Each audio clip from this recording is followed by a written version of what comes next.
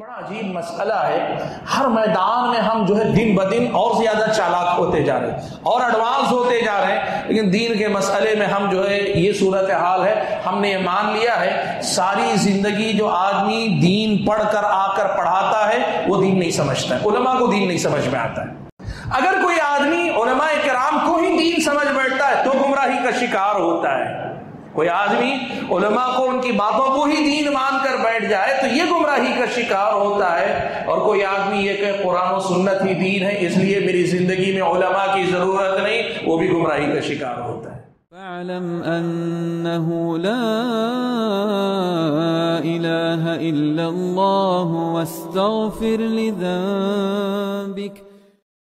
رب العالمین والصلاة والسلام على أشرف الأنبياء والمرسلين وعلى آله وأصحابه أجمعين ومن تبعهم بإحسان إلى يوم الدين۔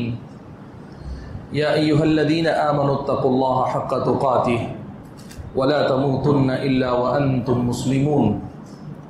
يا أيها الناس اتقوا ربكم الذي خلقكم من نفس واحدة وخلق منها زوجها وبث منهما رجالا كثيرا ونساء واتقوا الله الذي تساءلون به والأرحام إن الله كان عليكم رقيبا۔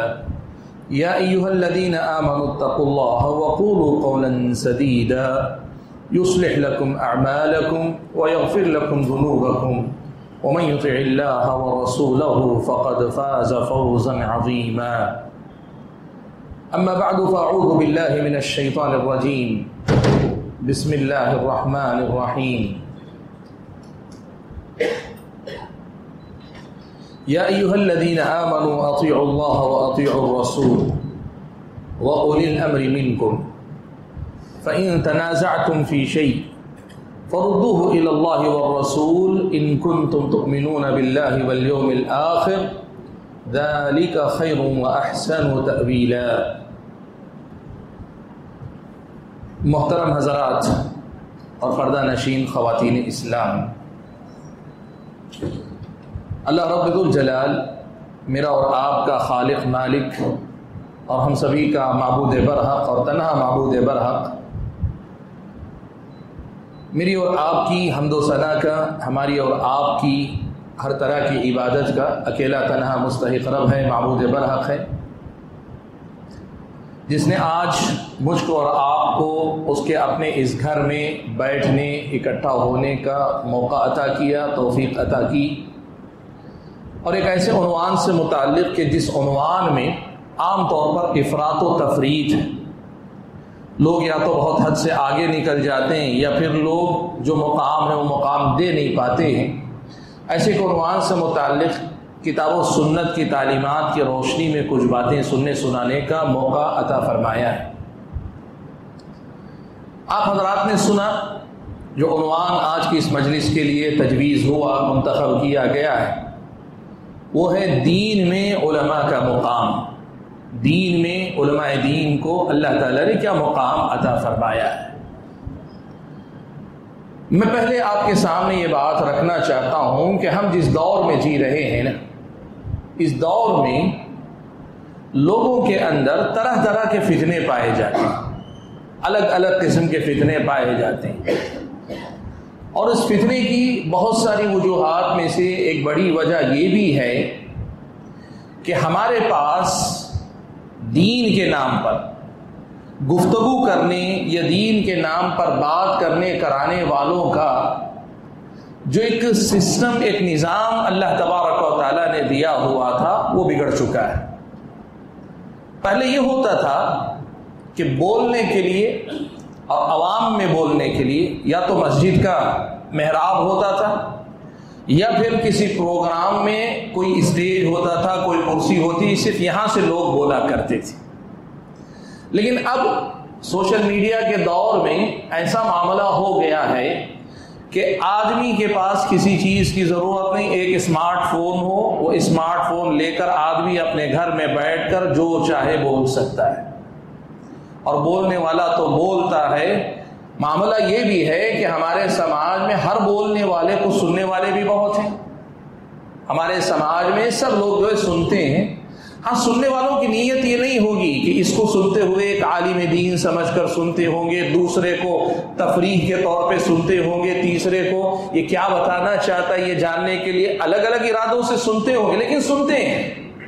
اور آج کے دور میں سوشل میڈیا میں فیس بک آ گیا, واٹس ایپ آ گیا, زیادہ کچھ نہیں, پہلے کے مقابلے میں اب بولنے والے بہت زیادہ ہو گئے. واٹس ایپ پہ کچھ بھی لکھ کے ڈال دیتا ہے, سب کو پڑھنا پڑتا ہے, پڑھتے ہیں سب لوگ. آپ اگر صرف یہ دیکھ لیں کہ صبح سے شام تک آپ کے دماغ میں کتنی باتیں ضروری, غیر ضروری, بیکار صبح سے شام تک واٹس ایپ کی وجہ سے جاتے ہیں, کتنے ٹاپک پر آپ کا دماغ صبح سے شام تک سوچتا ہے. فیس بک پر آپ کیا کچھ دیکھتے ہیں, آپ کو پتہ چلے گا کہ اللہ کے نبی صلی اللہ علیہ وسلم نے وہ جو منع کیا تھا کہ قیل و قال, کہ آدمی خوب بولے, قیل و قال, اس نے کہا, اس نے کہا, یہ کہا گیا, اس کے جواب میں یہ کہا گیا, قیل و قال سے اللہ کے نبی نے منع کیا تھا. ایسا لگتا ہے کہ یہ قیل و قال کا زمانہ ہے.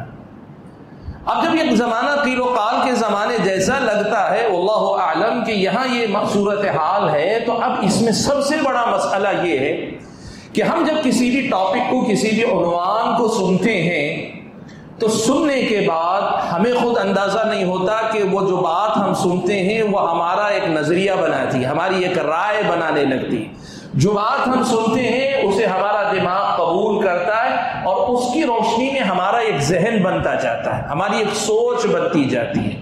اب بہت آسان سی بات ہے, کسی بھی ٹاپک پہ آپ کے سامنے کتاب و سنت کی باتیں ہوں, دنیا والوں کی باتیں ہوں, ساری باتوں کا احاطہ ہو, تو پھر بھی ایک امید ہے کہ شاید آدمی یہ فرق کر سکے کہ کتاب و سنت کی یہ بات ہے اور بقیہ لوگوں کی اپنی باتیں ہیں, مجھے کتاب و سنت کی بات لینی ہے, باقی باتیں چھوڑ دینی ہے. اس کی امید کی جا سکتی ہے کب, جب سننے والا ایک ٹاپک, ایک سبجیکٹ سے متعلق تمام باتوں کو اکٹھا کر کے سنے. لیکن ایسا ہوتا نہیں ہے. ہم جس دور میں جی رہے ہیں نا, یہ معلومات کا جنگل ہے. آپ دیکھتے ہیں جنگل میں جانے والا اگر اسے جنگل کا پتہ ہو, یہ کون سا درخت ہے, یہ کون سا درخت ہے, کس درخت کی کون سی چیز کس مفاد میں, فائدے میں استعمال ہوتی ہے, وہ جنگل میں جا کر بھی کام کی جڑی بوٹیاں نکال کر لاتا ہے. میرے اور آپ جیسا ناتجربہ کار آدمی اگر جنگل میں داخل ہو گیا, اسے صرف ہرے بھرے درخت نظر آتے ہیں, کچھ سمجھ میں نہیں آتا, ہر درخت ہرا ہے اور ہر طرف درخت ہی درخت ہے, آدمی اسی میں بھٹکتا ہوا نکل آتا ہے.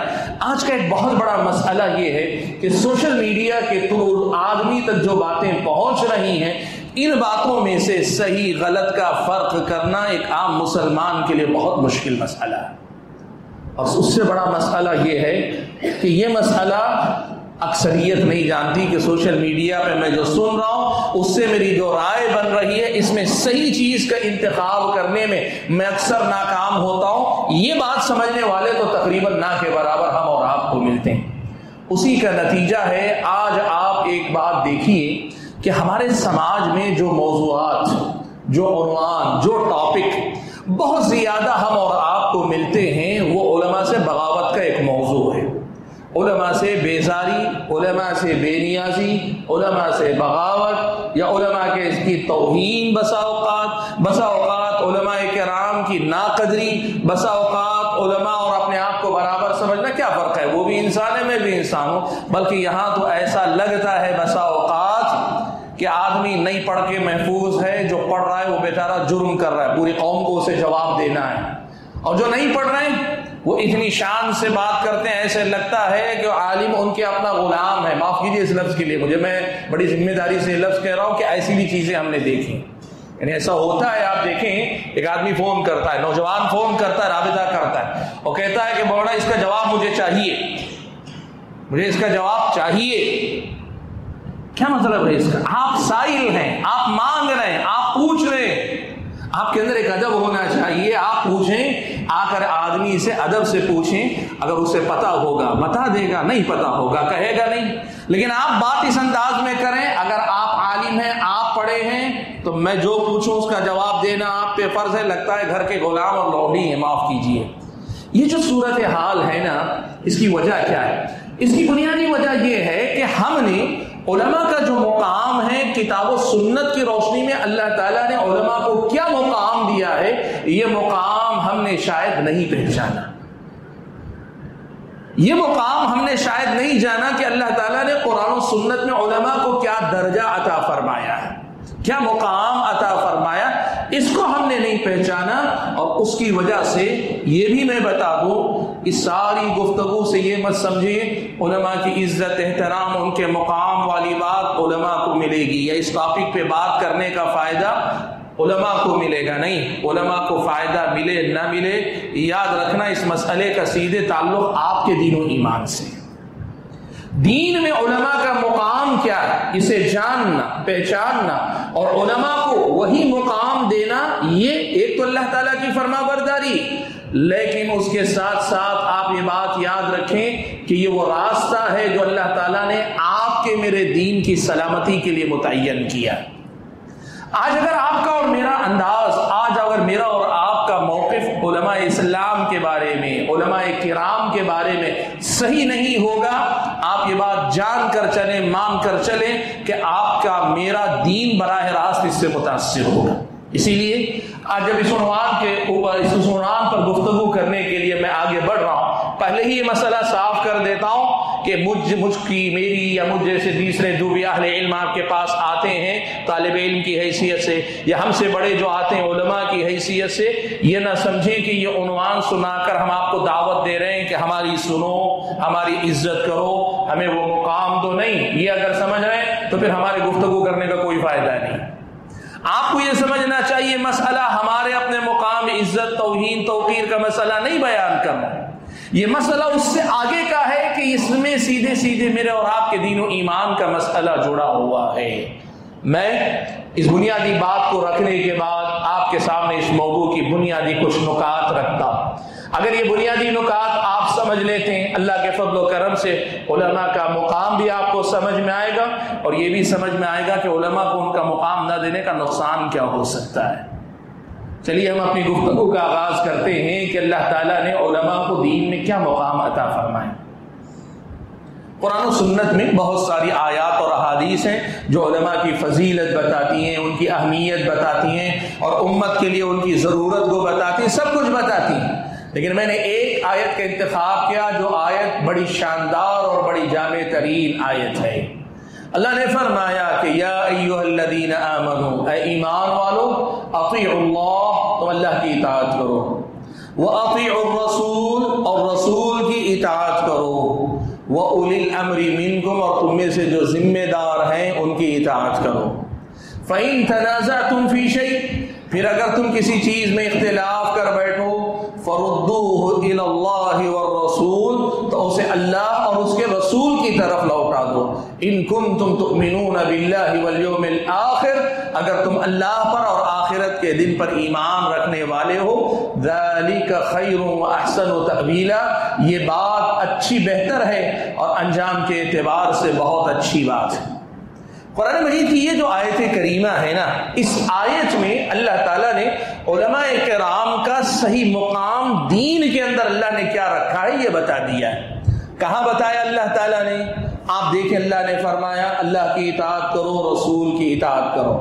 ہم اور آپ جانتے ہیں کہ اللہ تبارک و تعالیٰ یہ بات کہ اللہ کی اطاعت کرو، رسول کی اطاعت کرو، قرآن میں اللہ تعالیٰ کئی مقامات پر بیان کیا. اللہ تعالیٰ نے اس بات کو، اللہ نے دوسرے مقام پہ فرمایا ایمان والو اللہ کی اطاعت کرو، رسول کی اطاعت کرو، ولا تبطلوا اعمالکم، اور اپنے اعمال کو باطل نہ کرنا. عام طور پر دو اطاعتوں کا تذکرہ آتا ہے، ایک اللہ کی اطاعت اور دوسری رسول کی اطاعت کا تذکرہ. عام طور پہ قرآن میں آپ کو ملے گا یا اللہ کی اطاعت کا ملے گا تذکرہ یا رسول کی اطاعت کا تذکرہ ملے گا. لیکن یہ ایک آیت ایسی ہے جہاں اللہ تعالیٰ نے دو اطاعتوں کے بعد ایک تیسری چیز کا اللہ نے ذکر فرمایا، وہ اولی الامر منکم، تم میں سے جو ذمہ دار ہیں ان کی بھی اطاعت کرو. اطیعوا اللہ واطیعوا الرسول واولی الامر منکم، تم میں سے جو ذمہ دار ہیں ان کی بھی اطاعت کرو. اب یہ اولو الامر کون ہیں؟ واولی الامر منکم، تم میں سے جو ذمہ دار اولو الامر کون ہیں؟ آپ تفسیر پڑھ کے دیکھیں، علامہ ابن کثیر رحمۃ اللہ علیہ نے اور دیگر مفسرین نے بھی صحابہ اور تابعین کے حوالے سے اس لفظ کے اس جملے کی تفسیر میں جو بات نقل کی ہے، دو باتیں انہوں نے نقل کی. پہلی بات یہ نقل کی ہے کہ اولو الامر سے مراد تمہارے امراء، امیر، یعنی جو تمہارے حکمران ہیں. جو تم پر حکمران بنائے جاتے، مسلم حکومت میں خلیفہ ہوتا ہے، امیر المؤمنین ہوتا ہے، اور امیر المؤمنین کی نیابت میں صوبوں کے گورنر ہوا کرتے. تو جو امیر ہیں، جو تمہارے اپنے ذمہ دار ہیں، ان کی اطاعت کرو. ایک تفسیر یہ کی گئی. ایک تفسیر، اولو الامر سے مراد تمہارے اپنے حکمران، تمہارے اپنے ذمہ دار ہیں، ایک بات. اور دوسری تفسیر یہ کی گئی کہ اس سے مراد علماء کرام ہیں. علماء کرام ہیں یعنی اللہ تعالیٰ نے حکم دیا ہے کہ تم میں سے جو علماء ہیں ان کی بھی اطاعت کرو. بعض اہل علم نے دونوں باتوں کو اکٹھا کر کے کہا کہ اصل میں اس آیت میں اولو الامر میں جو تفسیر میں اختلاف آیا ہے یا دو قول ہمیں ملتے ہیں، اصل میں جو معاملات حکومت کے ہیں، سسٹم سے ریلیٹڈ ہیں، نظام حکومت سے جڑے ہوئے ہیں، سماج اور سوسائٹی کے پورے سسٹم سے جڑے ہوئے، اس میں امراء کے حکمرانوں کی اطاعت و فرما برداری ہونی چاہیے.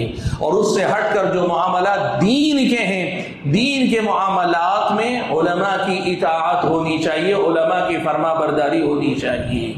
میں آپ کو یہ بات بتانا چاہوں گا، آپ اور میں یہ بات ہمیشہ جانتے ہیں اور ہمیشہ کہتے بھی ہیں. اہل حدیث کے دو اصول، اطیع اللہ و اطیع الرسول، یعنی ہماری بنیادیں کیا ہیں؟ دو ہیں. ایک تو یہ ہے کہ ہم اللہ تعالیٰ کی اطاعت کے قائل ہیں، اور دوسرے اللہ کے رسول کی اطاعت کے قائل ہیں. دین کتاب و سنت کا نام ہے. دین کتاب و سنت کا نام ہے. ہم اکثر یہ کہتے ہیں، اور جب یہ کہتے ہوئے آج یہ بات میں آپ کے سامنے کہہ رہا ہوں کہ علماء کی بھی اطاعت کرو، تو کیا یہ ٹکراؤ نہیں، یہ تعارض نہیں، یہ کانٹرڈکشن نہیں کہ ایک بار یہ کہتے ہیں دوسری بار یہ بھی کہتے ہیں؟ آپ اس کو اگر سمجھ لیں گے تو آج آپ کے سامنے ایک بڑا اہم مسئلہ واضح ہو جائے گا. دیکھیے، قرآن و سنت میں دو باتیں بڑی اہم بتائی گئی. پہلی بات تو یہ بتائی گئی ہے کہ قرآن و سنت ہی دین ہے. اللہ تعالیٰ کی کتاب، نبی کی سنت، یہی دین ہے.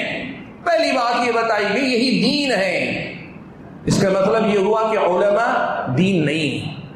علماء کی بات، ان کی اپنی اگر بات، وہ دین نہیں. دین کتاب و سنت کا نام ہے. کوئی عالم اگر اپنی طرف سے کوئی بات کہہ دے، اپنے من کی بات کوئی کہہ دے، وہ دین نہیں، اس لیے کہ دین کتاب و سنت کا نام ہے. لیکن اسی قرآن و سنت میں ہم اور آپ کو ایک بات یہ بھی بتائی گئی کہ قرآن و سنت ہی دین ہے، لیکن اس دین کے حامل علماء کرام ہیں. قرآن و سنت کو لینے والے، اس کو سمجھنے والے، اس کو پڑھنے والے اور پھر پڑھانے والے، سمجھانے والے، سکھانے والے علماء کرام ہیں. یہ خود قرآن و سنت میں ہم اور آپ کو بتایا گیا.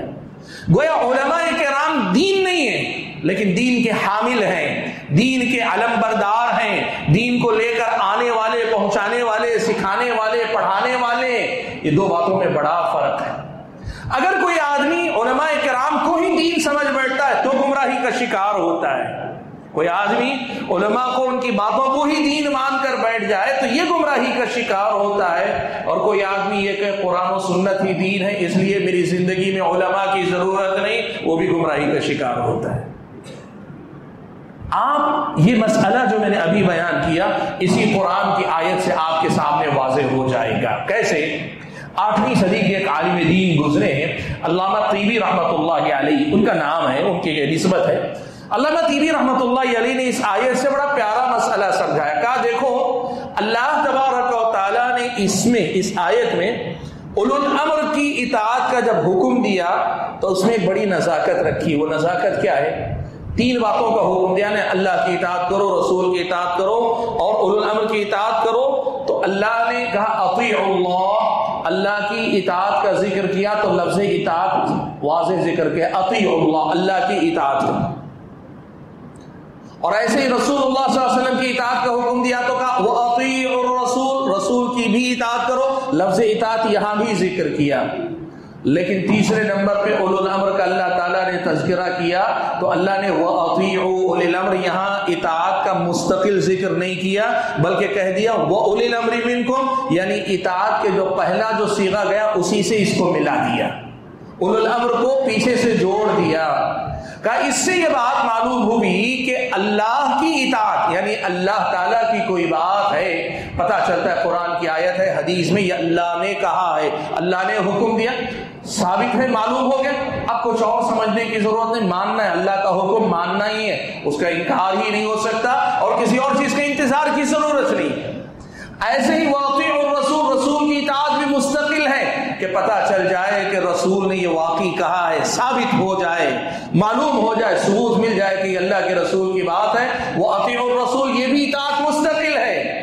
لیکن وہی اولو الامر کی بات آئی، علماء کی بات آئی، یا حکومت کے معاملے میں حکمران کی بات آئی، اللہ نے یہ نہیں کہا کہ ان کی اطاعت بھی مستقل ہے کہ جو انہوں نے کہہ دیا مان لو، نہیں کہا، اس کو پچھلی 2 اطاعتوں سے جوڑ دیا اللہ تعالیٰ نے۔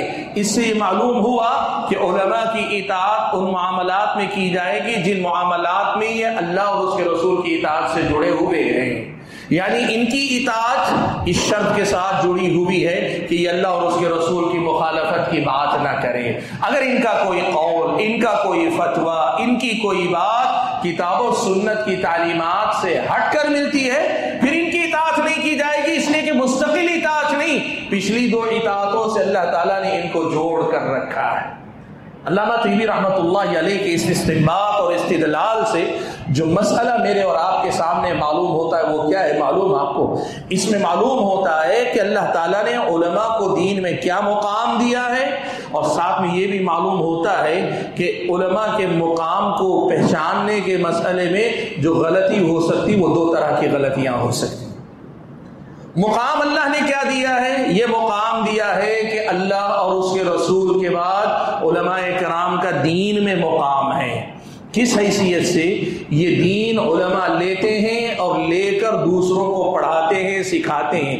اسی لیے نبی علیہ الصلوۃ والسلام نے کیا فرمایا؟ اللہ کے نبی نے فرمایا العلماء ورثۃ الانبیاء، علماء انبیاء کے وارث، علماء انبیاء کے وارث ہیں۔ اور میں آپ کو بتاؤں سبحان اللہ، ہم ایسے دور میں جیتے ہیں، کچھ لوگ ہیں یوٹیوب پر، آپ کو نام نہیں لوں گا میں، پھر آپ جا کے اس کو بھی سنیں گے، یہ پریشانی۔ تو ایک آدمی اس کو یہاں تک کہتا ہے کہ یہ حدیث ضعیف ہے، یہ حدیث ہی ضعیف ہے، علماء انبیاء کے وارث ہیں، یہ کہیں دین میں کہا ہی نہیں گیا ہے۔ وہ کہتے ہیں دین میں اللہ تعالیٰ نے علماء کو کوئی مقام ہی نہیں دیا، یہ حدیث ضعیف ہے، یہ اس کا دعویٰ ہے۔ اور میں آپ کو بتاؤں کچھ اور لوگ ہیں وہ کیا کہتے ہیں پتہ ہے معلوم؟ یہ جو ہمارے دین کے اندر، اسلام کے اندر علماء کو مقام دینے کی جو بات کی گئی، اصل میں یہ اسلام میں سے نہیں ہے، یہ پاپائیت ہے۔ پاپائیت کس کو کہتے ہیں معلوم آپ کو؟ پاپائیت کا مطلب یہ ہوتا ہے کہ کرسچنز کے پاس یہ ہوتا ہے کہ ان کا پوپ، ان کا جو مذہبی رہنما ہے، وہ جو کہہ دے وہی دین ہے، وہ جو کہہ دے وہی دین ہے۔ ان کی اپنی بائبل میں لکھا ہے یا کس میں لکھا ہے، اس سے ان کو کچھ لینا دینا نہیں، دین وہی ہے جو ان کا مذہبی رہنما کہہ دے، دین وہی ہے جو ان کا مذہبی رہنما کہہ دے۔ جیسے آپ جانتے ہیں اللہ کے نبی صلی اللہ علیہ وسلم پر یہ آیت کریمہ نازل ہوئی، اتخذوا احبارهم ورهبانهم اربابا من دون اللہ، ان لوگوں نے اپنے احبار اور رہبان کو اللہ کے مقابلے میں رب بنا لیا، اربابا من دون اللہ، اللہ تعالیٰ کے مقابلے میں خدا بنا لیا ان لوگوں نے۔ یہ آیت کریمہ جب نازل ہوئی کہ ان لوگوں نے یعنی اہل کتاب نے اپنے مذہبی رہنما کو، یہودیوں نے اپنے احبار کو اور نصارہ نے اپنے رہبان کو خدا بنا لیا ہے، جب یہ آیت کریمہ نازل ہوئی تو حضرت عدی ابن حاتم رضی اللہ تعالیٰ عنہ جو پہلے عیسائی تھے، کرسچن تھے پہلے، وہ اللہ کے نبی کے پاس آئے، آ کر کہنے لگے اللہ کے نبی یہ جو قرآن کی آیت نازل ہوئی ہے اس میں کہا جا رہا ہے کہ ہم نے اپنے مذہبی علماء کو خدا بنا لیا، اللہ کے نبی ہم نے تو کبھی ان کو خدا نہیں بنایا۔ وہ کرسچن تھے نا خود، وہ کہہ رہے ہم نے تو کبھی ان کو خدا نہیں بنایا اللہ کے نبی، لیکن قرآن میں کہا جا رہا ہے کہ ہم نے خدا بنا لیا، اس کا کیا مطلب ہے؟ یعنی ہم نے ان کی عبادت نہیں کی۔ صحیح ہے کہ عیسیٰ کی عبادت کرتے تھے لیکن ان کی طرح ہم نے ان کی کوئی عبادت نہیں کی۔ حضرت عدی ابن حاتم کا معنی ہے، وہ کہنا یہ چاہ کہ اللہ کے نبی ہم نے تو ان کو خدا نہیں بنایا۔ اللہ کے نبی صلی اللہ علیہ وسلم نے حضرت عدی ابن ابی حاتم سے پوچھا یہ بتاؤ کیا تمہارا مسئلہ ایسا نہیں تھا کہ جس چیز کو تمہارے مذہبی رہنما حلال کہہ دیتے تم اس کو حلال مان لیتے، جس چیز کو وہ حرام کہہ دیتے تم اس کو حرام مان لیتے؟ یعنی حلال و حرام کا فیصلہ کرنے کے معاملے میں تم علماء کی بات کو فائنل مان لیتے، اپنے مذہبی رہنماؤں کی بات کو فائنل مان لیتے۔ اس کے حلال کہنے کی دلیل کیا ہے، حرام کہنے کی یہ کوئی نہیں، جو انہوں نے کہا اس کو تم مان لیتے تھے کہ نہیں مان لیتے تھے؟ حضرت علی بن حاتم نے کہا اللہ کے نبی ہاں یہ تو ہوتا تھا، یہ ہوتا تھا کہ جو حلال کہہ دیا ہم نے حلال مان لیا، جو حرام کہہ دیا ہم نے حرام مان لیا۔ اللہ کے نبی نے کہا یہی چیز ان کو خدا بنا لینا ہے۔ پاپائیت اسی چیز کا نام ہے کہ آدمی جو مذہبی رہنما ہیں، اپنے لیڈر ہیں، اسی کو دین مان کر اس درجے میں بیٹھ جائے، ان کی زبان سے نکلا غلط ہو ہی نہیں سکتا، اور جو انہوں نے کہہ دیا وہ سب دین ہے۔ جیسے آج ہمارے اپنے علاقے میں بھی، ہمارے اپنے ملک میں ہم دیکھ سکتے ہیں، ہمارے اپنے صوبے میں ہم دیکھ سکتے ہیں، کچھ لوگوں کے ہاتھ پہ بیعت کر لیتے ہیں اور اس کے بعد آنکھ بند، کان بند، سب کچھ بند۔ جو انہوں نے کہہ دیا بس میرا کام ہے، جو انہوں نے کہہ دیا مان لینا، باقی آگے کا مسئلہ اللہ کے ساتھ وہ سنبھال لیں گے۔ یہ ہے ان کو خدا بنا لینا۔ یہ جو ہمارے سماج میں ہم دیکھتے ہیں نا، لوگ جاتے ہیں کسی کے ہاتھ پہ سلسلے والے پر بیعت کر لیتے ہیں اور اس کے بعد یہ مانتے ہیں میرا کام ہے، انہوں نے جو کہا وہ کر لینا، اب اس کے بعد ان کے حوالے وہ اللہ تعالیٰ کے ساتھ میرا جو مسئلہ ہے دیکھ لیں گے، میرا بیڑا وہ پار۔ یہ ان کو خدا بنا لینے والی بات۔ تو یہ ہے پاپائیت ہو، یہ ہوتی تھی کہ پرانے زمانے میں مذہبی رہنماؤں نے مذہب کی جگہ لے لی، کتاب آسمانی جو تھی تحریف شدہ تھی وہ بھی غائب ہو گئی اور علماء ہی دین بن کر رہ گئے۔ یہ پاپائیت ہے۔ تو کئی لوگوں نے یہ کہا مسلمانوں میں بھی یہ جو علماء کا مقام، علماء کا احترام، یہ سب جو آیا ہے نا، یہ اصل میں کرسچنز کی کاپی کی گئی، کرسچنز کو دیکھ کر اپنایا گیا ہے، ورنہ اسلام میں ایسا کوئی مقام نہیں۔ حتیٰ کہ یہ جو پاپائیت کی بات ہے، ڈاکٹر اسرار نے کہی یہ بات، ڈاکٹر اسرار احمد نے بات کہی، اسلام میں کوئی پاپائیت نام کا کوئی چیز ہے نہیں۔ ان کا کہنا یہ ہے کہ اسلام نے علماء یا جو ہے مذہبی کوئی پروفیشن ہے ہی نہیں ایسا۔ نہیں، ایسا تو کوئی مسئلہ نہیں، بات پروفیشن کی نہیں ہے کہ کوئی مولوی ہونا چاہیے، بات وہ نہیں، لیکن یہ بات دو ٹوک ہے، یاد رکھو اللہ تعالیٰ نے علم کو علماء سے سیکھنے کا حکم دیا ہے، نبی علیہ الصلوۃ والسلام نے علم کو علماء کے ذریعے حاصل کرنے کا حکم دیا، اور اس آیت میں وہی بات بتائی گئی کہ اللہ کی اطاعت، رسول اللہ کی اطاعت کے بعد وَأُولِي الْأَمْرِ مِنْكُمْ، تم میں سے جو ذمہ دار ہیں ان کی اطاعت کرو، اور ذمہ داروں میں دینی معاملات ہیں، شریعت کے دین کے معاملات ہیں، علماء کی اطاعت ہونی چاہیے۔ اب ذرا یہاں دیکھیں، یہ ہے درمیان میں جو علماء کا مقام اسلامی شریعت نے بتایا۔ اب اس میں گمراہی کیسے آتی؟ گمراہی دو طریقے سے آتی ہے۔ دیکھیں، کوئی آدمی علماء کو ان کے مقام سے آگے بڑھا لے جائے، اور آگے بڑھا لے جانے کا مطلب یہ ہے اللہ کی اطاعت، رسول اللہ کی اطاعت کے برابر ان کی اطاعت کو لے آئے، یا اللہ کی اطاعت رسول کی اطاعت پر ان کو مقدم کر لے، یہ اس میں غلو کرنا ہے، یہ غلو ہے۔ یعنی علماء کی اطاعت کو اللہ اور اس کے رسول کی اطاعت کے برابر قرار دے دے، یا علماء کی اطاعت کو اللہ اور اس کے رسول کی اطاعت سے آگے لے جائے۔ کوئی مسلمان تو یہ نہیں کہے گا زبان سے حقیقت میں کہ میں علماء کی اطاعت کو اللہ کی اطاعت کے برابر مانتا ہوں، رسول اللہ کی اطاعت کے برابر مانتا ہوں، یہ کوئی مسلمان نہیں کہے گا۔ یہ نہیں کہے گا میں علماء کی اطاعت کو اللہ اور اس کے رسول کی اطاعت سے بڑا مانتا ہوں۔ لیکن پریکٹیکل جب آدمی کے سامنے مسائل آتے ہیں، تب آدمی اگر کسی عالم کے قول کو اللہ اور اس کے رسول کے قول سے زیادہ اہمیت دینے لگے، تو اس کا مطلب یہ ہوا کہ اس آدمی نے علماء کے مقام کے مسئلے میں غلو سے کام لیا۔ اس کی ایک مثال میں آپ کو دیتا ہوں۔ آپ دیکھیں حضرت عبداللہ ابن عمر رضی اللہ تعالیٰ عنہما کا ایک بڑا واقعہ جو ہم کو اور آپ کو سمجھاتا ہے۔ دیکھیے زمانے جاہلیت میں ہوتا یہ تھا کہ وہ لوگ ایک ہی سفر میں حج اور عمرہ دونوں کرنے کو گناہ مانتے تھے۔ یعنی آدمی اگر عمرے کے لیے جا رہا ہے، وہ مانتے تھے صرف عمرہ کرنا چاہیے، اگر آدمی حج کر رہا ہے تو اسے صرف حج کرنا چاہیے، اس کے علاوہ کوئی اور کام نہیں کرنا چاہیے، یعنی دونوں کو ایک ساتھ ملانا نہیں چاہیے۔ حج کر رہا ہے تو عمرہ نہیں، عمرہ کر رہا ہے تو اس میں حج نہیں داخل ہونا چاہیے۔ یہ زمانے جاہلیت میں لوگ مانتے تھے۔ اللہ کے نبی صلی اللہ علیہ وسلم جب مکہ مدینہ سے نکلے، آپ صلی اللہ علیہ وسلم نے نیت کی حج کی، اور پھر اللہ کے نبی کو حکم دیا کہ آپ اپنی نیت بدل کر عمرے کی نیت کر لیں، یعنی اللہ تعالیٰ نے حج کے سفر میں عمرے کی بھی نیت کر لینے کا اللہ کے نبی کو حکم دیا۔ اب اللہ کے نبی صلی اللہ علیہ وسلم نے حج اور عمرہ دونوں کی نیت کی، اور آ کر اللہ کے نبی نے حج کیا۔ حج قران اللہ کے نبی نے کیا۔ اللہ کے نبی صلی اللہ علیہ وسلم حج کر کے فارغ ہوئے، اللہ کے نبی دنیا سے رخصت ہو گئے۔ اب یہاں دیکھو حضرت عمر رضی اللہ تعالیٰ عنہ کی سمجھ یہ تھی، وہ کہتے تھے کہ حج الگ ہی ہونا چاہیے، عمرہ الگ ہی ہونا چاہیے، بس اللہ کے نبی کو اللہ نے جو حکم دیا صرف مشرکین کی اس بات کو غلط ٹھہرانے کے لیے اللہ نے کہا کہ آپ عمرہ بھی ساتھ میں کر لیجئے، ورنہ اصل یہ ہے کہ حج تمتع نہیں ہونا چاہیے۔ یعنی حج تمتع کا مطلب یہ کہ عمرہ کرے پھر حلال ہو کر دوبارہ آپ حج بھی کر لیں ایک ہی سفر میں، یہ عادت نہیں ہونی چاہیے۔ بس اللہ کے نبی کو اللہ تعالیٰ نے زمانے جاہلیت کے اس غلط معنی کو مٹانے کے لیے ایسا کرنے کا حکم دیا۔ یہ حضرت عمر رضی اللہ تعالیٰ عنہ کی سمجھ تھی، اور آپ اور میں جانتے ہیں کہ بات سننے اور سمجھنے میں لگتی ہے کہ ہو سکتا ہے یہ رہا ہو، لیکن اللہ کے نبی صلی اللہ علیہ وسلم نے حج تمتع کیا، اور صحابہ میں سے بہت ساروں نے حج تمتع کیا۔ حضرت عبداللہ ابن عمر رضی اللہ تعالیٰ عنہما کی سمجھ دوسرے صحابہ کی طرح یہی تھی کہ نہیں، یہ قیامت تک کے لیے مسئلہ ہے کہ اب اس کے بعد حج قران بھی ہو سکتا ہے، حج تمتع بھی ہو سکتا ہے، یعنی ایک ہی سفر میں حج عمرے کو جمع کیا جا سکتا ہے۔ اسی کے نتیجے میں حضرت عبداللہ ابن عمر لوگوں کو جب مسئلہ بتاتے تھے تو حج تمتع کرنے کا حکم دیتے تھے۔ ایک مرتبہ حضرت عبداللہ ابن عمر نے لوگوں کے سامنے یہی مسئلہ بیان کیا، حج تمتع کرو، ایک ہی سفر میں دونوں کام کرو۔ تو کیا ہوا معلوم ہے آپ کو؟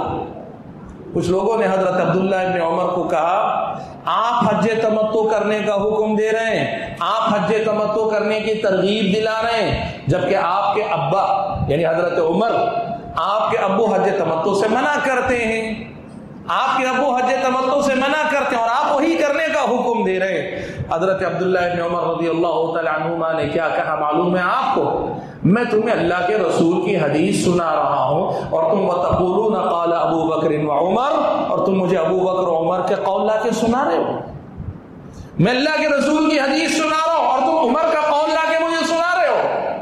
یہ ہے دیکھیے وہ منہج جسے ہم سمجھانا چاہتے ہیں کہ علماء کی بات اگر کسی آدمی کے نزدیک اتنی بڑی ہو جائے، جیسے آپ جانتے ہیں تقلید کے نام پر، مسلک پرستی کے نام پر، اور اپنے آپ کو جو ہے مقلد بنائے رکھنے کے نام پر لوگ کیا کرتے ہیں، ائمہ کرام، امام ابو حنیفہ، امام شافعی، امام مالک، امام احمد بن حنبل، ہاں یہ جو علماء ہیں، ان علماء کے اقوال کو اتنی اہمیت دے دیتے ہیں کہ پھر قرآن و سنت ان کے تابع ہو کر رہ جاتے ہیں۔ یہ ہے علماء کو ان کے مقام سے آگے بڑھا کر لے جانا۔ آدمی کسی عالم کو یہ مقام دے دے کہ میرے عالم غلط بول ہی نہیں سکتے، یہ ہے علماء کو ان کے مقام سے آگے بڑھا لے جانا۔ آدمی علماء دین کے کسی فتوے کو جس کا مسئلہ دلیل کی روشنی میں معلوم ہوتا ہے کہ یہ غلط ہے، پھر بھی آدمی کہ نہیں چونکہ یہ میرے مولانا کا فتویٰ اس لیے میں نہیں چھوڑوں گا، یہ ہے دین میں علماء کو ان کے مقام سے آگے بڑھا لے جانا۔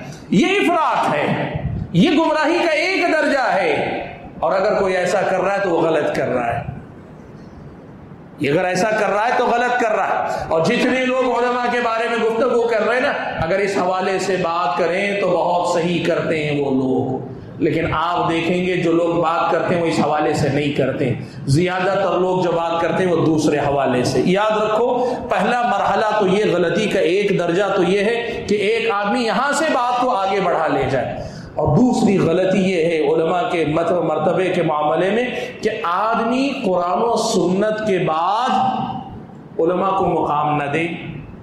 قرآن و سنت کے بعد اللہ تعالیٰ کے یہ جو وارثین انبیاء ہیں جن کو اللہ کے نبی نے کہا، ان کو ان کا مقام نہ دے، یہ بڑی گمراہی ہے۔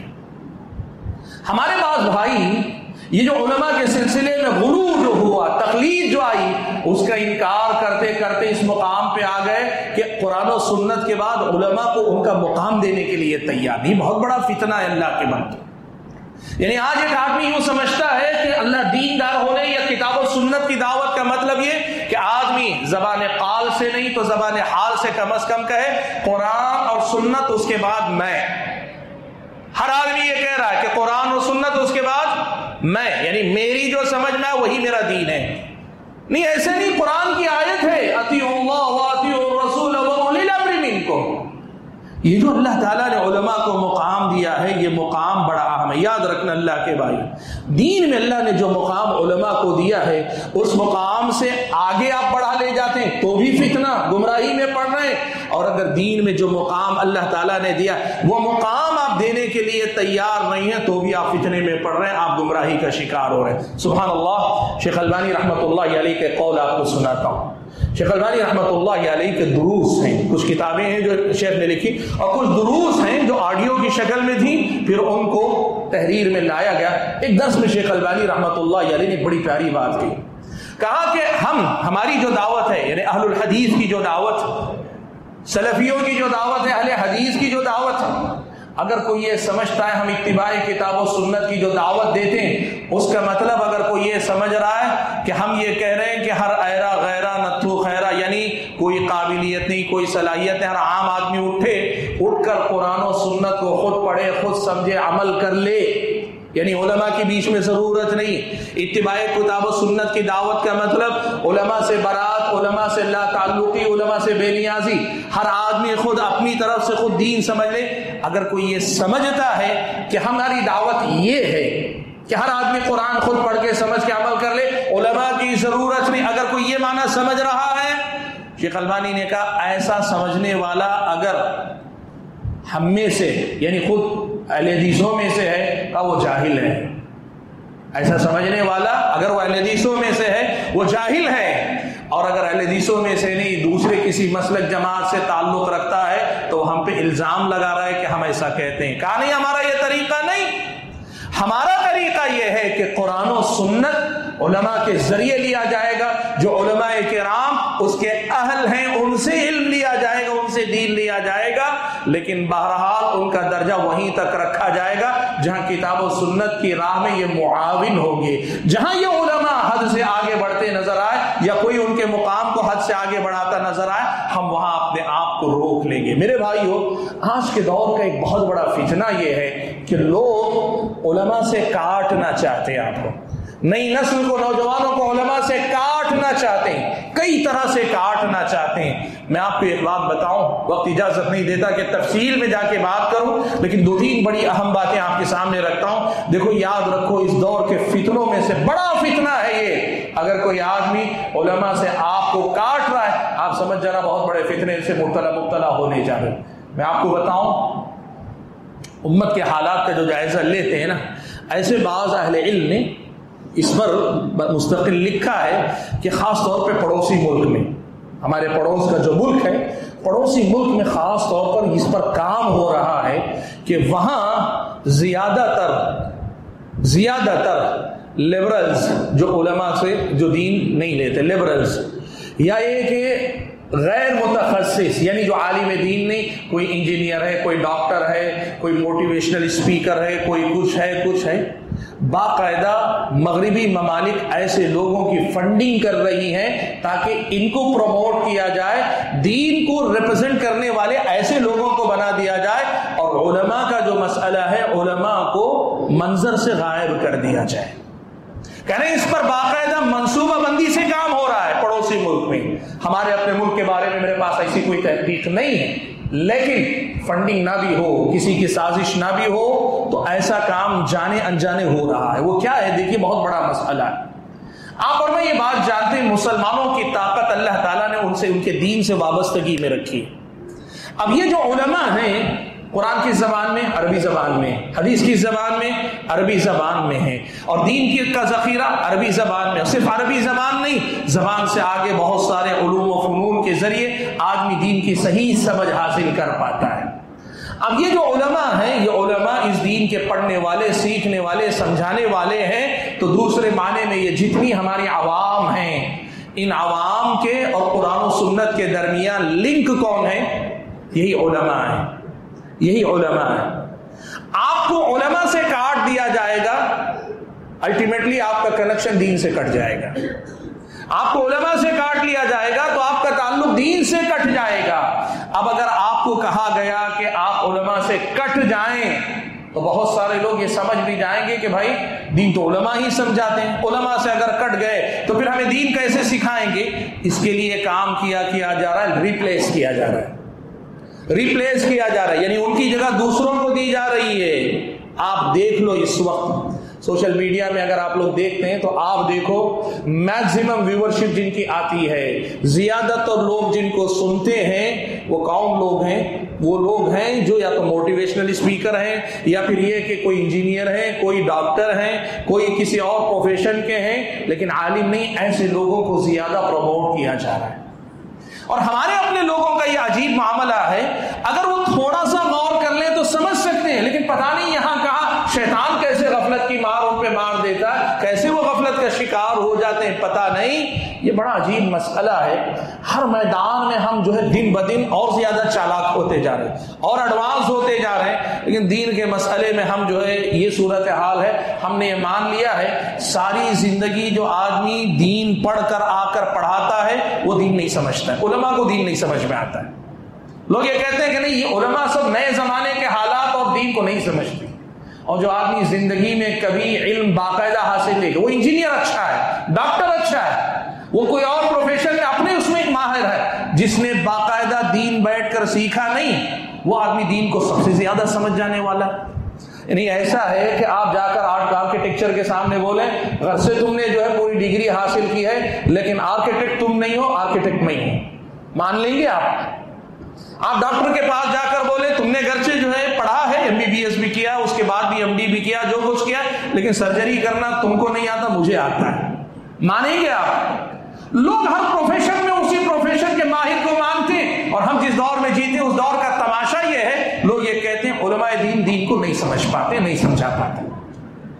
کیسے ہم اور آپ اس کو قبول کر لیتے ہیں؟ دیکھیے میں نے بات کہی، باقاعدہ منصوبہ بند طریقے سے کوشش کی جا رہی ہے کہ علماء کی جگہ پر غیر عالم کو لایا جائے، اور اس لیے لایا جائے کہ لوگ محسوس بھی نہ کر سکیں کہ وہ لوگ کس کو چھوڑ کر کس کے پیچھے لگ گئے، ان کو ابھی بھی لگے کہ ہم دین سے جڑے ہوئے ہیں۔ دیکھو آپ علماء سے جڑتے ہیں اور علماء کا رشتہ دین سے جڑا رہتا ہے تو آپ دین سے جڑے ہیں۔ آپ غیر عالم سے جڑتے ہیں، آپ نے اس کے ساتھ تو اپنے آپ کو جوڑ لیا، لیکن اس کا راستہ علم سے دین سے کتنا جڑا ہوا ہے اس کے بارے میں کبھی آپ نے نظر ڈالی؟ یہ ہمارے دور کا بہت بڑا مسئلہ ہے، ہمارے دور کا بہت بڑا مسئلہ۔ اسی لیے یہ بات یاد رکھو بھائیوں، جو لوگ علماء پہ کمنٹ پاس کرتے ہیں نا، جوکس بناتے ہیں، آپ سوشل میڈیا میں دیکھیں علماء پہ جوکس لکھے جاتے ہیں، کیوں کیے جاتے ہیں پتہ ہے آپ کو؟ یہ کچھ لوگ تفریح کے لیے کرتے ہوں گے، لیکن وہ تفریح کے لیے کرتے ہو تب بھی نتیجہ نکلتا ہے وہ کیا ہے؟ میں آپ کی عزت اگر کروں گا نا تو میں آپ سے فائدہ اٹھاؤں گا، لیکن میں اگر آپ کو مذاق بنا لوں گا، آپ پہ جوکس ماروں گا، آپ پہ کمنٹ پاس کروں گا، رفتہ رفتہ آپ کا درجہ میرے دل میں گھٹتا چلا جائے گا، اور الٹیمیٹلی نقصان کس کا ہوگا؟ وہ جو بات آپ اللہ اور رسول کی بھی بتائیں گے، میری نظر میں اس کی اہمیت باقی نہیں رہ جائے گی۔ یہ ہمارے سماج کی بہت بڑی سچائی ہے کہ علماء کے تئیں اس قسم کی باتیں کی جاتی۔ میں ایک اور پہلو پہ بولنا چاہوں گا، بات آئی ہے تو بول دیتا ہوں، یاد رکھیں۔ ہمارے سماج کی ایک بہت بڑی کمزوری یہ بھی ہے کہ ہمارے سماج میں دین پڑھنے کے لیے جن بچوں کو بھیجا جاتا ہے نا، میکسیمم لوئر مڈل کلاس کے، فائنینشیلی بتا رہا ہوں، مالی اعتبار سے لوئر مڈل کلاس کے بچے ہی مدرسوں کا رخ زیادہ تر کرتے ہیں۔ اب اس کے بعد وہ لوگ پڑھ کے نکل کے آتے ہیں تو ان کی اپنی فائنینشیل ضرورتیں ہوتی ہیں۔ اسلامی شریعت یہ نہیں کہتی کہ آپ اگر کہیں خدمت کر رہے ہیں تو آپ کی خدمت پر آپ کو کوئی وظیفہ دیا جائے، کوئی تنخواہ دی جائے تو یہ حرام ہے، ایسا نہیں۔ آپ کو معلوم ہے حضرت ابو بکر صدیق رضی اللہ تعالیٰ عنہ کا واقعہ بڑا مشہور ہے۔ مالدار اچھے خاصے حضرت ابو بکر خلیفہ منتخب کر لیے گئے۔ خلیفہ منتخب ہونے کے بعد حضرت ابو بکر صدیق رضی اللہ تعالیٰ عنہ ایک دن بازار کی طرف جا رہے ہیں۔ جب وہ بازار کی طرف جا رہے تھے تو حضرت عمر نے دیکھ لیا، کہاں جا رہے ہیں؟ کہا میں بازار جا رہا ہوں، کس لیے؟ روزی روٹی کمانے۔ کہا آپ کو تو ہم نے مسلمانوں کا ذمہ دار بنایا، آپ کو ذمہ داری نبھانا چاہیے، اور آپ بازار جائیں گے؟ حضرت عمر کے سوال پہ حضرت ابو بکر نے وہی بات کہی کہ میں بازار نہیں جاؤں گا تو بیوی بچوں کو کھلاؤں گا کیا؟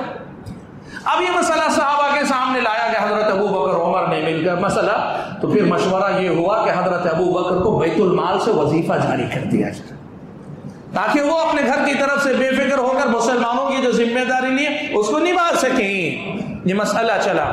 مورخین نے لکھا ہے کہ ایک مدت کے چند دنوں کے بعد دیکھا ابو بکر دوبارہ بازار کی طرف جا رہے ہیں، حضرت عمر پھر مل گئے۔ کہا یہ کیا؟ کہا میں اپنے گھر والوں کی ضرورت کمانے کے لیے جا رہا ہوں۔ کہا آپ کو تو ہم نے وظیفہ دیا ہے۔ وظیفہ ہم نے دیا ہے. حضرت عمر رضی اللہ تعالیٰ عنہ کو جواب دیتے حضرت ابو بکر نے کہا دیا تو ہے لیکن جو تم دیتے ہو میرے گھر کی ضرورتوں کے لیے ناکافی ہے, میں کمانے جا رہا ہوں. حضرت عمر نے پھر کہا کہ نہیں, یہ نہیں ہو سکتا. دوبارہ صحابہ کی مجلس بیٹھی اور حضرت ابو بکر صدیق کا ایک وظیفہ مقرر کیا گیا جو حضرت ابو بکر بیت المال سے لیتے رہے. ہاں, یہ حضرت ابو بکر کا ایمان تھا, یہ ان کا کمال تھا کہ انہوں نے کیا کیا, جب وفات کا وقت قریب آیا نا, وصیت کر دی کہ بیت المال سے جتنا بھی میرے پاس مال میں نے لیا ہے نا, وہ جو وظیفہ تنخواہ کے طور پر میرے مال میں سے وہ واپس بیت المال میں دے دیا جائے. یہ ان کے ایمان کا کمال تھا. لیکن صحابہ نے آپسی اتفاق سے جو طے کیا, اگر کوئی دین کی خدمت کرنے والا, قوم و ملت کی خدمت کرنے والا اگر استطاعت نہیں رکھتا اور اگر وہ کمانے میں لگ جائے گا تو دین کی خدمت کا معاملہ متاثر ہو سکتا ہے, تو ایسے آدمی کے لیے وظیفہ جاری کرنے میں کوئی حرج کی بات نہیں ہے. اب دیکھو, میں اس مسئلے کو بیان کرنے کے بعد آپ کے سامنے ایک مسئلہ ذکر کرتا ہوں. فائنینشیلی عام طور پہ ہمارے سماج کے علماء کا طبقہ, مدارس کے فارغین کا طبقہ کمزور ہوتا ہے.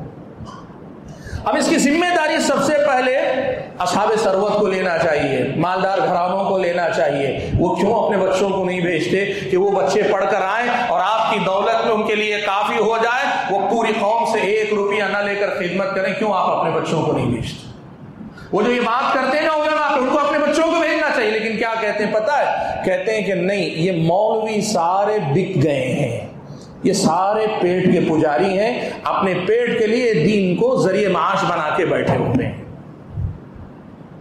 دیکھو کس طرح. اور یہ بھولا بھالا نوجوان وہ دیکھتا ہے کہ ہاں انبیاء تو کو اللہ تعالیٰ یہی سکھاتا تھا, لا اسألکم علیہ اجرا, میں اپنی خدمت پر کوئی اجرت تم سے نہیں مانگتا. انبیاء یہی کہتے تھے. آج جتنے مولوی ہیں سارے مولوی تنخواہ لیتے ہیں. اس لیے مجھے یاد ہے بنگلور میں ایک صاحب نے یہ جملہ کہا تھا, جو مولوی تنخواہ لے وہ مولوی نہیں ہے, اس لیے کہ انبیاء کہتے تھے لا اسألکم علیہ اجرا. آپ سمجھیں مسئلہ کہاں ہے اور لوگ لے جا کے کہاں فٹ کرتے ہیں. اب اس کو بنیاد بنا کر یہ کہتے ہیں یہ جتنے مولوی ہیں نا سارے, اب لینے والے بھی بیچارے سب مولوی فقیر نہیں, اللہ کا فضل و کرم ہے, بہت سارے مولوی ہیں جو 10 فقیروں کو کھلاتے ہیں اللہ کے فضل و کرم سے, ایسا بھی نہیں. لیکن اس کو بہانہ بنا کر بہت سارے لوگ ایسے کہتے ہیں یہ جتنے مولوی ہیں نا یہ تمہیں صحیح دین نہیں بتا سکتے, اس لیے کہ یہ لوگوں پہ ڈیپینڈ ہیں, اس لیے لوگوں کو حق نہیں بتا سکتے, ان کے اندر جرأت نہیں حق بولنے کی, وہ ڈرتے ہیں اگر حق بول دیں گے لوگ ناراض ہو جائیں گے, ذمہ دار ناراض ہو جائیں گے, اس لیے اپنے پیٹ کی خاطر سب چھپا لیتے ہیں. میرے بھائیو ایک بات یاد رکھنا, میں تھوڑی دیر کے لیے اس الزام کو مان بھی لی ہوں, ایک بات یاد رکھنا, اللہ تعالیٰ نے امت کے لیے علماء کو انبیاء کا وارث قرار دیا ہے. 100 علماء میں سے 90 علماء ایسے ہو سکتے ہیں, پیٹ کے پجاری ہو سکتے ہیں, پیٹ کی خاطر اونچ نیچ کرنے والے ہو بھی سکتے ہیں تھوڑی دیر کے لیے, لیکن یہ کبھی نہیں ہوگا کہ امت کے سارے علماء کرپٹ ہو جائیں, یہ دنیا میں کبھی نہیں ہوگا. یہ اللہ کے دین کا معاملہ, اللہ کے بندوں. اگر کوئی آدمی یہ سب چیزیں سناتا ہے کہ ان کا مدرسہ ہے اس لیے وہ چندہ کرتے ہیں, صحیح بات نہیں بتا سکتے, ان کی اپنی نوکری لگی اس لیے نہیں بتا سکتے, یاد رکھو اللہ کے بندو, یہ بات اچھی طرح سے یاد رکھنا, یہ کبھی نہیں ہو سکتا کہ سارے علماء بک جائیں یا سارے علماء ڈر جائے, بسا اوقات ڈر جائے, یہ کبھی نہیں ہو سکتا. اچھا ایک بات اور بتا دوں, کچھ لوگ یہ بھی کہتے ہیں کہ یہ علماء کا پرانے دور کے علماء ہوتے تھے, ایسے متقی, ایسے پرہیزگار, تہجد گزار, یہ سب کہاں علماء ہیں, ان کو میں نے فلاں غلطی کرتے ہوئے دیکھا, ان کو میں نے فلاں گناہ کرتے ہوئے دیکھا. دیکھو 2 باتیں یاد رکھنا. پہلی بات تو یہ ہے کہ یقیناً عالم دین کو واقعی پیارے نبی صلی اللہ علیہ وسلم کا نمونہ بننا چاہیے, یعنی اللہ کے نبی کو سامنے رکھ کر اپنی امت, اپنی قوم کے لیے نمونہ بننا چاہیے, اس میں کوئی دو رائے نہیں, میں اس سے کوئی یہ بات نہیں کر رہا ہوں. لیکن ایک بات یاد رکھنا, ہمارے اپنے علماء ہمارے اپنے معاشرے سے نکلتے ہیں. آپ یہ بات دیکھو, جب وہ ہمارے درمیان سے نکلتے ہیں اللہ کے فضل و کرم سے ہمارے معاشرے سے بہتر ہی وہ ہوتے ہیں, ہمارے معاشرے سے بہرحال وہ بہتر ہوتے ہیں. ہاں یہ بات ہے کہ کچھ کمزوریاں رہ جاتی ہیں, کچھ کمی رہ جاتی ہے, لیکن اس کا یہ مطلب نہیں ہے کہ علماء پورے کے پورے ہٹ جائیں گے, کوئی ڈاکٹر کوئی انجینئر دین کا ترجمان بن جائے گا, یہ امت کے ساتھ نہیں ہوگا اللہ کے. اسی لیے بھائیو ایک بات یاد رکھو, میں یہ بات آپ کے سامنے کہنا چاہتا ہوں کہ دین میں علماء کا جو مقام ہے نا علماء کے اس مقام کو پہچانو. علماء کے بغیر آپ دین سیکھنے کی بات کریں گے, آپ یقیناً کہیں نہ کہیں غلطی کریں گے, گمراہی کا شکار ہوں گے. وقت اجازت نہیں دیتا ورنہ میں نام لے لے کر بتا سکتا ہوں. کتنے ایسی مثالیں ہیں, ایک غیر عالم آدمی نے دین کا کام کیا, خوب خدمت کی, یہاں تک کہ لوگوں میں اچھی پہچان ہو گئی, پھر آگے جا کر کوئی ایسی بڑی بھیانک غلطی کرتا ہے کہ وہ خود ایک نئی بڑی بدعت کو ایجاد کر کے نیا فرقہ وجود میں لانے کا سبب بن جاتا ہے. آپ دیکھو ہندوستان کی تاریخ میں اس بات کی مثالیں. جماعت المسلمین کو آپ جانتے ہیں, جماعت المسلمین وہ نہیں جو آپ کے ساحلی علاقے میں مسلمانوں کی اجتماعیت کا نام جماعت المسلمین ایک فرقے کا نام. اس کے فاؤنڈر مسعود احمد BSc عالم دین نہیں تھے. اگر آپ ان کو دیکھیں شروع میں حجیت حدیث منکرین حدیث کے مقابلے میں سب بڑی خدمات, بڑا کام انہوں نے کیا, یہاں تک کہ لوگوں میں ایک مقام بن گیا. تو پھر اس کے بعد جا کر ایسی ٹھوکر کھائی, بیعت کا مسئلہ, جماعت کے مفہوم کے مسئلے میں ایسی غلطی کی کہ ایک جماعت کے فاؤنڈر بن گئے, جماعت المسلمین, جو یہ مانتی ہے کہ صرف ہم مسلمان ہیں باقی سب کافر ہیں. یہ ہوتا ہے اللہ کے بندوں. اور میں بتاؤں, انجینئر آپ جانتے ہیں, ان پہ رد, ان پہ رد, بریلویوں پہ رد, دیوبندیوں پہ رد, فلاں پہ رد, شیعہ پہ, ان پہ ان پہ کرتے کرتے آئے اور آ کر صحابہ کے مسئلے میں جو اتنی زوردار ٹھوکر کھائی کہ آج اہل سنت میں رافضیت کو پھیلانے کا سب سے بڑا ذریعہ بنا ہوا ہے. بھائیو ایک بات یاد رکھو, اللہ تعالیٰ کی دی ہوئی نعمت کو ٹھکراؤ گے یہی سزا ملے گی. علماء کو جو مقام اللہ نے دیا وہ نہیں دو گے, غیر عالم کے پیچھے رہو گے, اللہ سزا دے گا تم کو ان سب چیزوں کی. بھائیو بات کو وقت اجازت نہیں دے کہ میں تفصیل میں جاؤں, لیکن آپ کو دو بڑی اہم باتیں آپ کے سامنے رکھ کر میں اپنے موضوع کو سمیٹ لوں گا. پہلی بات, سلف صالحین میں سے حضرت ابو الدرداء رضی اللہ تعالیٰ عنہ اور ان کے ساتھ دیگر تابعین میں سے کئی ایک قول ہے, وہ نصیحت کیا کرتے تھے, کن عالما او متعلما ولا تکن ثالثا. کہتے تھے عالم بن کر رہو, خود آپ عالم بن کر رہو, اور اگر عالم نہیں ہو طالب علم بن کر رہو, دین سیکھنے والے بن کر رہو, جو ان علماء کے ساتھ بیٹھ کر دین سیکھتا رہتا. ان دو کو چھوڑ کر تیسری کوئی کیفیت اپنے لیے پسند مت کرو, یہ نصیحت کیا کرتے تھے. وہی بات سلف نے کہا, کن عالما او متعلما او محبا للعلماء ولا تکن رابعا. کہتے تھے خود عالم رہو یا طالب علم بن کر رہو, یا کم سے کم علماء سے محبت کرنے والے بن کر رہو. بڑی اہم بات ہے. آپ تاجر ہیں, آپ سیکھ نہیں سکتے, آپ وقت علم حاصل کرنے کے لیے نہیں دے سکتے, صرف بنیادی علم آپ کے لیے ایک مسلمان کا جو واجبی اتنا ہی ہے, کم سے کم آپ کے دل میں علماء کے لیے محبت ہونی چاہیے.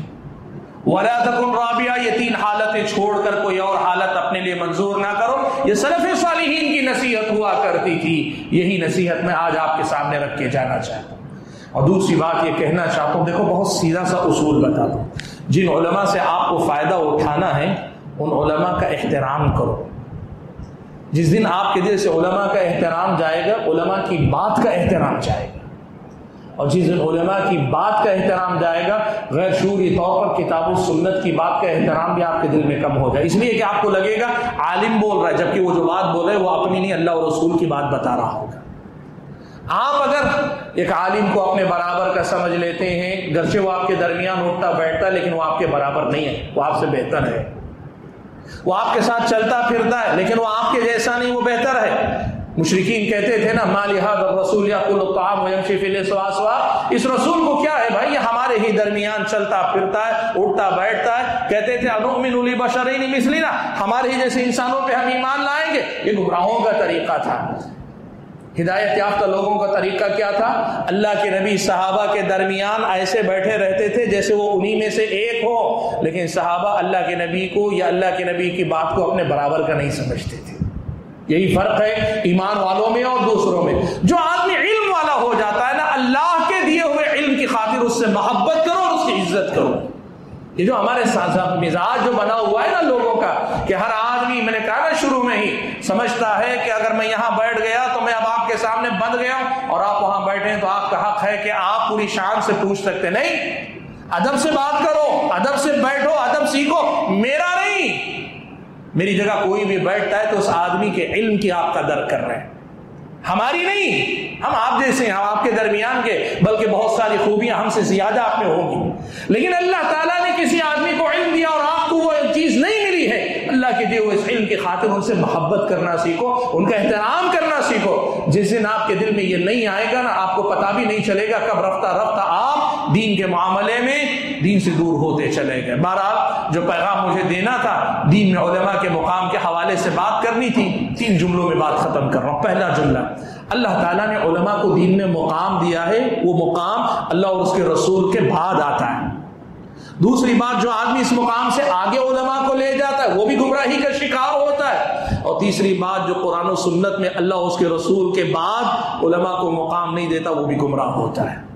اسی لیے علماء کے مقام کو پہچان کر ان کو ان کا مقام دینے کی کوشش کرو۔ اللہ سے میں دعا کرتا ہوں کہ اللہ تعالیٰ مجھے اور آپ سبھی حضرات اور خواتین کو جو کچھ ہم کہتے اور سنتے ہیں، کہنے اور سننے سے زیادہ ان باتوں کو سمجھ کر عمل پیرا ہونے کی توفیق عطا فرمائے۔ آمین۔ وآخر دعوانا الحمد للہ رب العالمین۔